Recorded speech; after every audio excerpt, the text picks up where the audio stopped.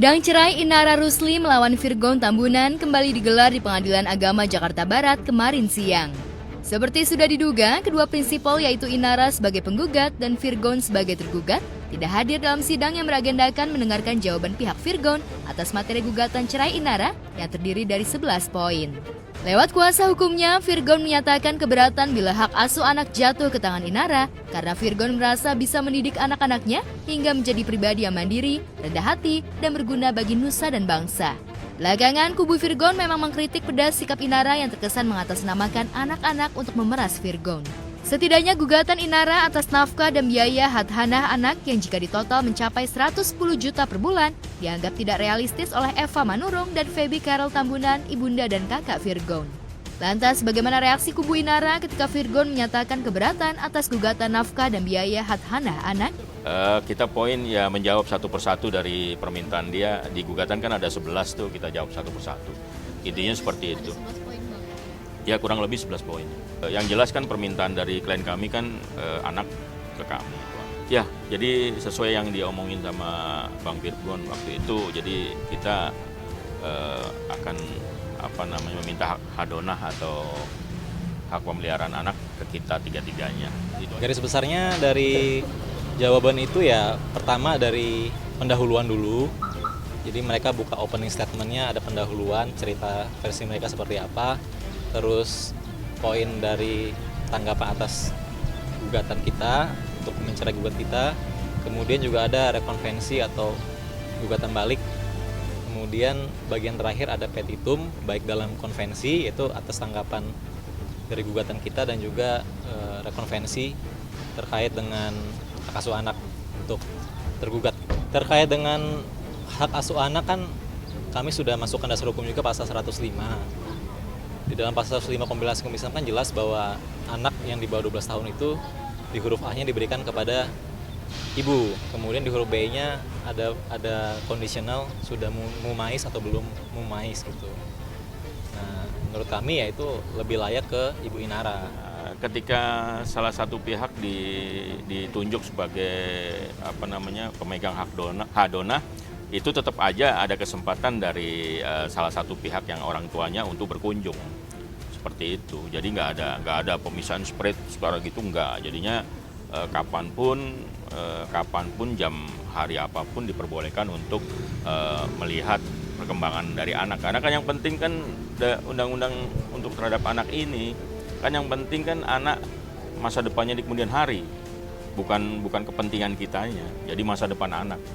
Tujuan kita meminta hadonah itu kan agar tumbuh kembang anak di kemudian hari itu bisa ya bahagia lahir batin, bisa berguna untuk bangsa, negara, agama, keluarga, kayak gitu. Jadi kepentingannya bukan kepentingan di kita, bukan kitanya egois, bukan kita untuk kepentingan anak, semata-mata untuk kepentingan anak. Nah, jadi kepentingan terbaik untuk anak ini apa? Pertama pasti pendidikannya, kemudian kesehatannya, kemudian sandang papan pangannya.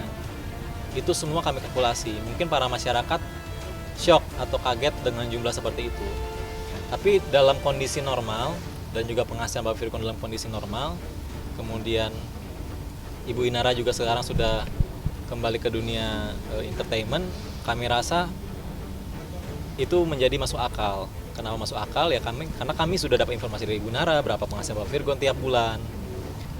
Karena kami melihat anak-anaknya juga masih kecil, Starla sendiri masih usia 8 tahun, which is kalau sampai SMA itu butuh 9 tahun lagi kan untuk sampai selesai 17 tahun. Terus masuk kuliah sekitar 4 tahun sampai usia 21. Nah, itu jumlah itu yang kami sebagai kuasa hukum sarankan ke Ibu Inara untuk dikalkulasikan dan dapatlah segitu gitu loh. Belum lagi Along dan juga Ali yang usianya masih 4 dan 3 tahun. Artinya bahwa Virgon kan sebagai ayah kewajibannya terhadap anak itu tidak putus. Terkait gugatan harta gonogini yang juga mencakup royalti, kubu Virgon menyerahkan sepenuhnya kepada hakim yang berwenang.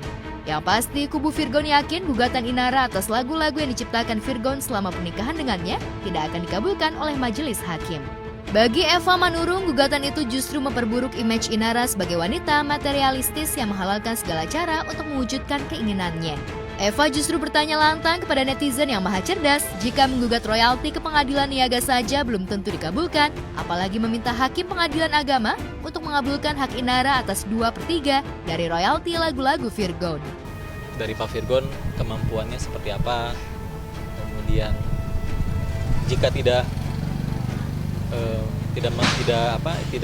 mengabulkan atau tidak menerima jumlah itu, dari Pak Virgon berapa gitu. Royalti yang mana? Dulu Virgon pacaran sama orang, ada lagunya kan? Banyak kan lagunya. Yang seperti ini juga ada lagunya dia. Setidaknya diriku pernah berjuang, meski tak pernah ternilai di matamu. Itu inspirasinya siapa? Mantannya kan? Nah sekarang dia nikmatin gak itu uang? Gak. Yang nikmatin siapa? Perempuan yang sekarang ini kan, suruh dia balikin tuh uang yang setidaknya perlu berjuang, suruh yang inspirasinya cewek yang dulu tuh suruh balikin, kan dia nikmatin.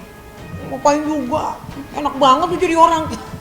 Uang mut'ah 10 miliar. Karena Virgon sudah menyatakan tidak akan menjelek-jelekan Inara di depan publik, Eva Manurung dan Feby Carol justru gatal ingin mengungkap sifat Inara yang tidak diketahui publik. Selain tidak mau tahu pada kondisi keuangan Virgon, hingga di masa pandemi COVID-19, Virgon sempat menjadi sopir taksi online, Inara juga suka bersikap kasar kepada ART. Saya banyak malah. Oh ya, setiap kali saya datang ke situ, pembantu selalu ngomong, anak itu agak, kalau berdua sama saya ngobrol agak dijauhin. Ya, bantu saya bilang, kenapa sih kalian kayak gini? Oh maaf ya, soalnya sama ibu nggak boleh, takut di. Sakit nggak? Kalau kalian kayak gitu gimana? Andainya Virgon mau aja sedikit peduli dalam artian kayak dilihat nggak bagus gitu. Hei kamu jangan kayak gini. Ini orang tua saya, itu nggak akan kebablasan kayak begitu. Ini kan dia kan 8 tahun tuh dumpuk semua jadi bom. Dari awal pernikahan. Jadi bom kan? Yang teranyar, sebagian netizen bisa menilai sifat asli Inara melalui apa yang ditulis dan dipostingnya di media sosial. Setelah berani mengungkap aib Virgon beberapa hari pasca Idul Fitri, menjelang Lebaran Idul Adha ini, postingan Inara lagi-lagi mencuatkan kontroversi. Jika artis berhijab lainnya merasa risih melihat fotonya sebelum berhijab, bahkan meminta pihak situs online untuk menghapusnya, Inara justru bangga memposting foto lawasnya sebelum berhijab, di mana bibirnya merah mereka dan rambut hitamnya tergerai indah. Wanita bernama lengkap Inara Idola Rusli ini beralasan bahwa foto itu adalah bagian dari masa lalunya saat ia belum bisa membedakan hitam putih kehidupan. Meski begitu, alasan Inara tidak bisa diterima oleh sebagian netizen. Makin berani ya, walau foto lama nunjukin auratnya. Haus pujian jatuhnya jadi sombong. Kalau haus minum sayang, jangan caper aja. Jauhi sikap ujub sayang. Demikian komentar sebagian netizen. Karena gerah dengan komentar pedas netizen, Inara pun menjawab, masih kecil itu, belum ada belasan umurnya, emang capek. Kalau itu saya ikutin tapi saya tidak tahu. Saya tidak boleh berkomentar. Mengutarakan terlalu dalam dan panjang, paham kan? Jadi udah nggak perlu dibahas lah, gitu berarti ya? Dalam, different.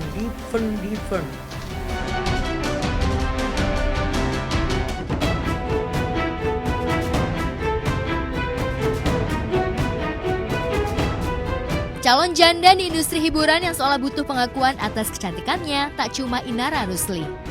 Sandi Aulia yang tengah menjalani sidang cerai melawan David Herbowo suaminya justru lebih berani dalam memamerkan foto-foto seksinya. Di usia 35 tahun, Sandi yang telah memiliki 1 anak seolah ingin menegaskan bahwa ia masih cantik dan sensual seperti 18 tahun lalu saat publik mengenalnya lewat film Eiffel I'm in Love. Jika 2 bulan lalu saat liburan ke Italia, Sandi sering menghapus foto seksinya karena hujatan netizen, sekarang wanita bernama lengkap Nima Sandi Aulia ini seolah masa bodoh pada kritikan pedas netizen. Bakal cerai dari David Herbowo yang merupakan pengusaha pertambangan, Sandi disebut-sebut bakal menjadi janda tajir.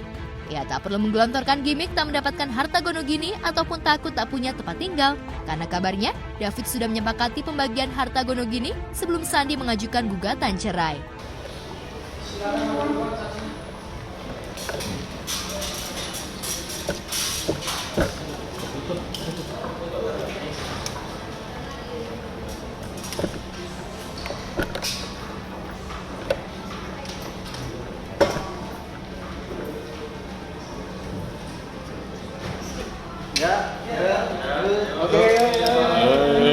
Kita sepakat tidak ada yang boleh disampaikan terhadap permasalahan di antara mereka berdua, karena intinya dari klien kami dua-duanya sudah saling sepakat ya, dan juga dari pihak keluarga juga sudah pernah menyampaikan untuk mempertahankan pernikahan mereka, tapi mereka lebih memilih keputusan berdua untuk berpisah secara baik-baik dan kekeluargaan, termasuk juga terhadap hak asuh anak itu mereka sudah sepakat diasuh bersama ya Mas, karena mereka sudah membuat kesepakatan di luar pengadilan. Jadi intinya minggu depan adalah agendanya kesimpulan, kita akan siapkan kesimpulan secara tertulis, dan tadi juga sebenarnya dari Kak Sandi juga mau hadir, cuman karena masih ada kegiatan tidak bisa menemani kakak dan juga manajer.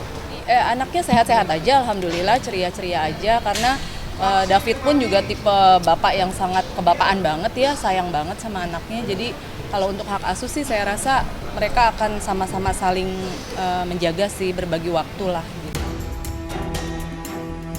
Dalam sidang cerai yang beragendakan mendengarkan keterangan saksi dari pihak Sandi yang digelar di Pengadilan Negeri Jakarta Selatan kemarin siang, Sandi menghadirkan kakak kandung dan manajernya. Diduga mereka tahu banyak konflik rumah tangga yang dipendam Sandi dan David.